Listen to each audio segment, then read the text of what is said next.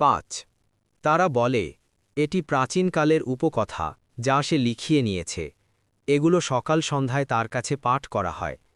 6 বলো, যিনি আসমান ও জমিনের রহস্য জানেন তিনি এটি নাজিল করেছেন, নিশ্চয় তিনি অতীব ক্ষমাশীল, পরম দয়ালু।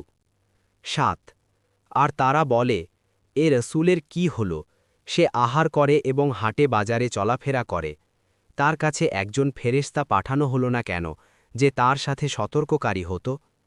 8 অথবা তাকে ধন ভাণ্ডার ঢেলে দেয়া হয় না কেন, অথবা তার জন্য একটি বাগান হয় না কেন যা থেকে সে খেতে পারে? জালিমরা বলে তোমরা শুধু এক জাদুগ্রস্ত লোকের অনুসরণ করছ।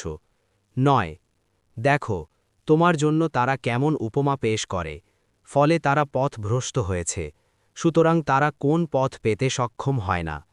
10 তিনি বরকতময়, যিনি ইচ্ছা করলে তোমার জন্য করে দিতে পারেন তার চেয়েও উত্তম বস্তু, অনেক বাগান, যার পাদদেশে নদীসমূহ প্রবাহিত হয়, এবং তিনি তোমাকে প্রাসাদসমূহ দিতে পারেন। 11 বরং তারা কিয়ামতকে অস্বীকার করেছে, আর কিয়ামতকে যে অস্বীকার করে তার জন্য আমি প্রস্তুত রেখেছি জ্বলন্ত আগুন।